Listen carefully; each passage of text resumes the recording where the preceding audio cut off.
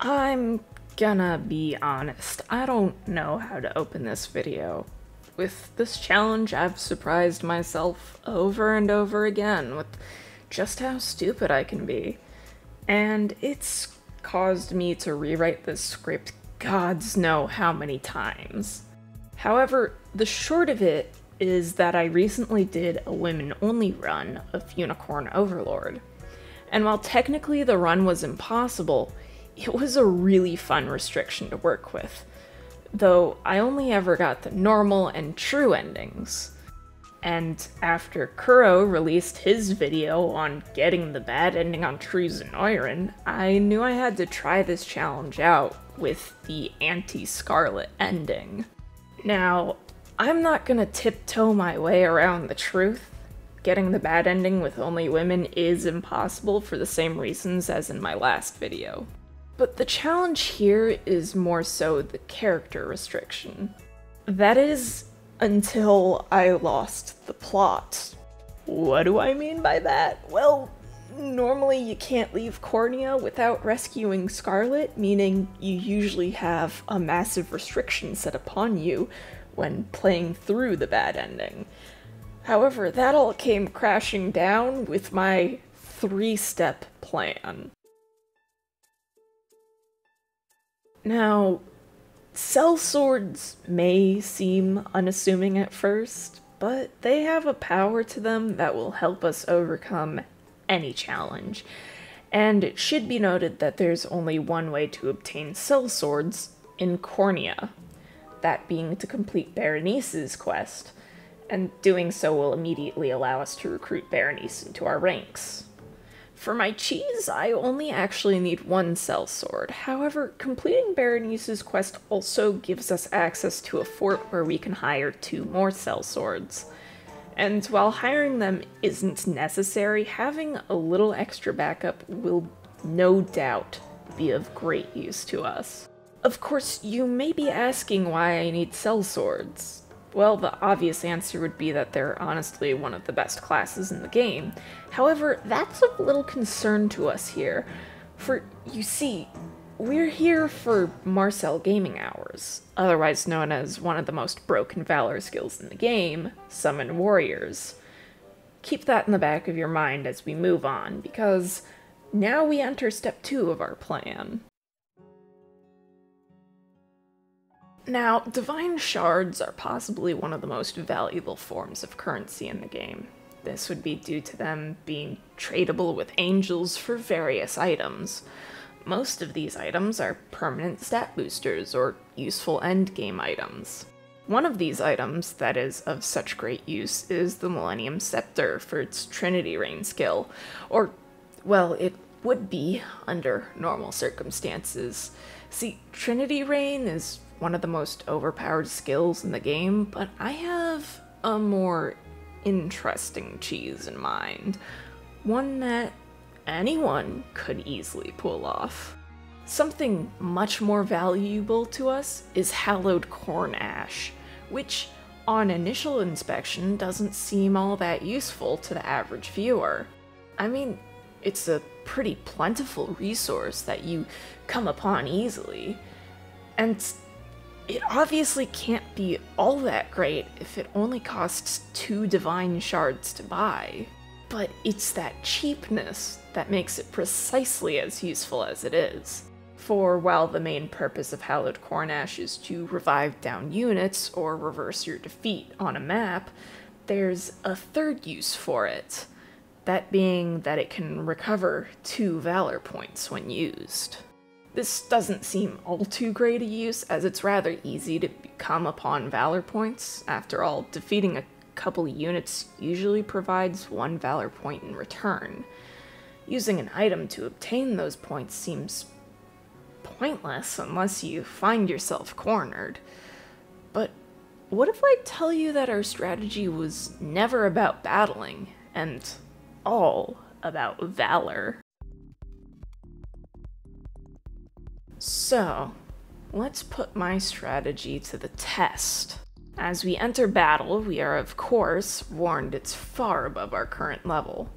However, that doesn't matter.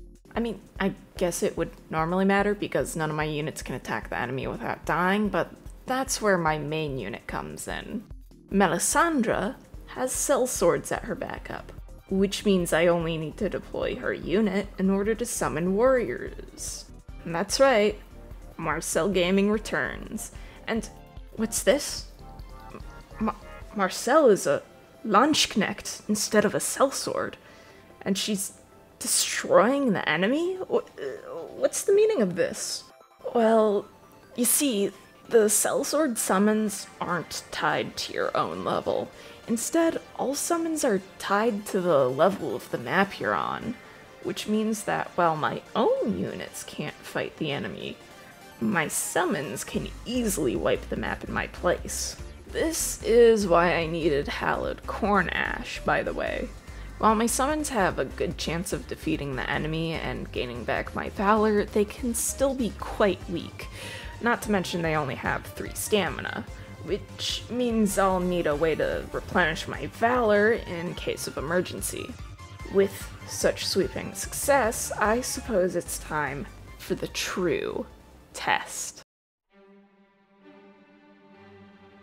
So, as we step into the final battle, I guess I should go over my unit formation. You know, the usual 10...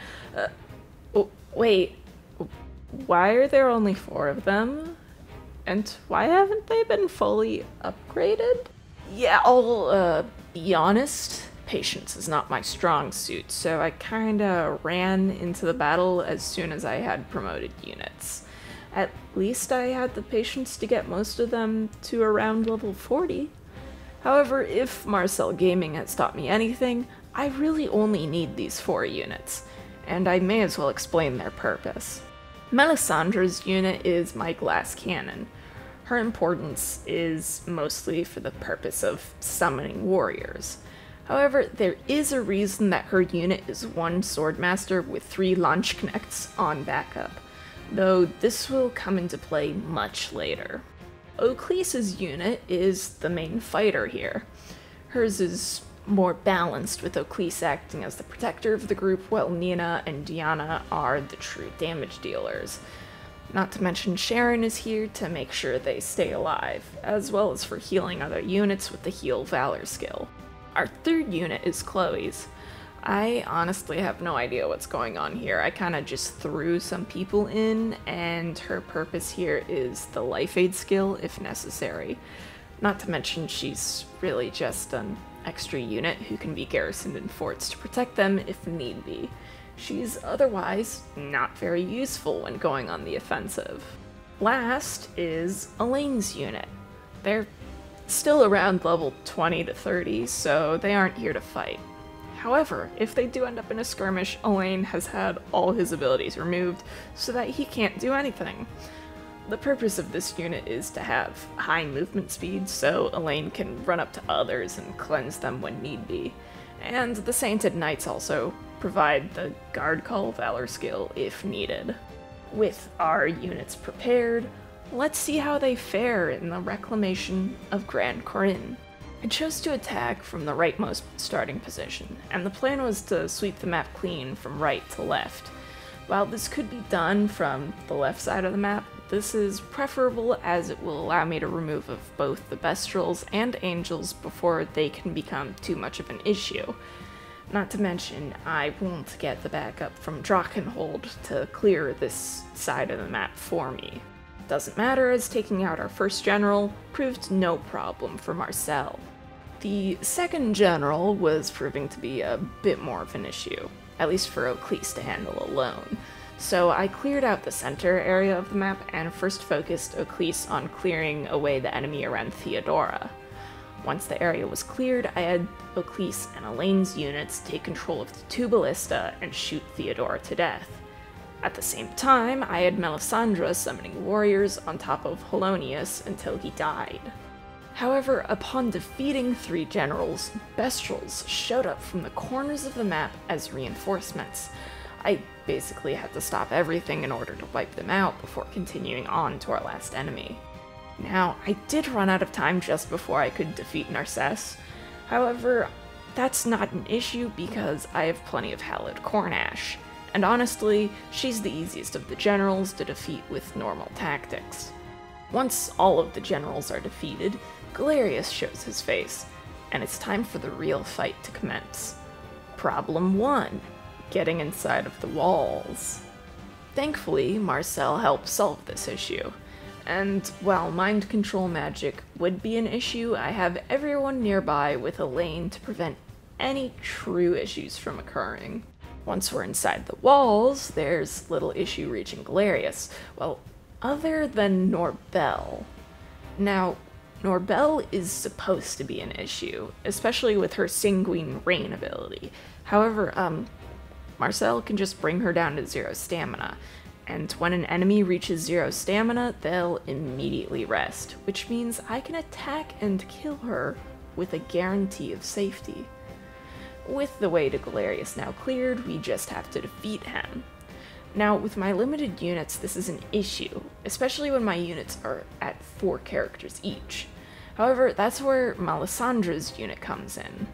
She's meant to be a glass cannon for a reason, because all I actually need from her is damage, not survival. Galerius always opens his battles by putting up a shield that blocks multiple attacks, and the best way around this is with a swordmaster like Melisandre. By opening with Meteor Slash, she can immediately negate this shield, allowing for the rest of the unit to actually do damage. As for my Launchknechts, they all have 3 AP for a very specific purpose. Each of them will attack with Bastard's Cross, only to then use Bull Force, giving them back 1 AP. This allows each of them to get off a second Bastard's Cross, doing a great deal of damage. This is vital as Galerius will always heal 152 HP at the end of each combat on tactical difficulty, and this is my only unit capable of outspeeding that healing. Not to mention that my summons can't do enough damage to fight Galerius. However, as a glass cannon build, Melisandre's unit is basically guaranteed to die during each battle with Galerius. Good thing I have all that hallowed corn ash I got from Marcel Gaming, though. This just means that I can resurrect Melisandre's unit after each battle, and immediately send her back to her death.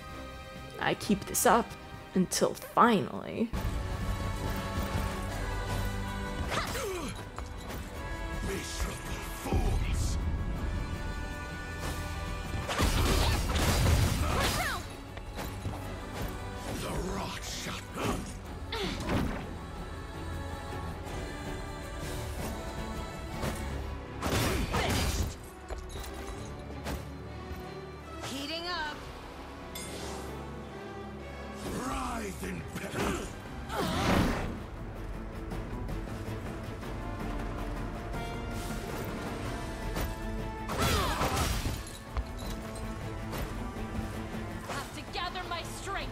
Not looking great.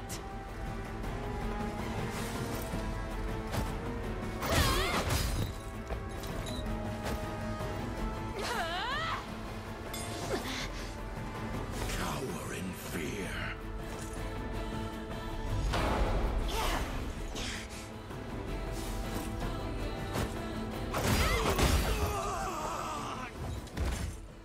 So, can you get the bad ending of Unicorn Overlord using only women?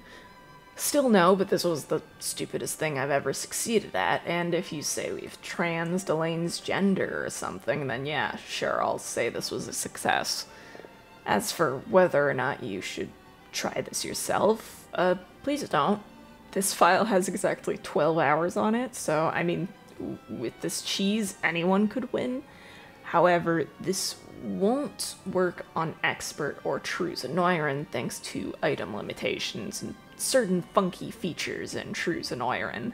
If you do try something like this, please put in the 20-something extra hours needed to reach A rank Renown so you have full units, or maybe enter this fight with more than 4 units. But hey, I had fun with this. I learned a new cheese, and now I can have Norbel in my army on any of my files, which is great. I love her. It'd be nice to give her the Ring of the Maiden.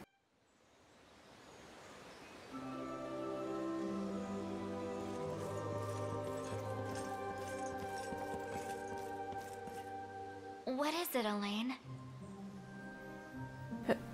Hey, wait, that's not Norbel. Sorry, I think there's been a mistake. But... I suppose I had wondered. Just be more careful next time, will you? Nobody else deserves this kind of heartbreak.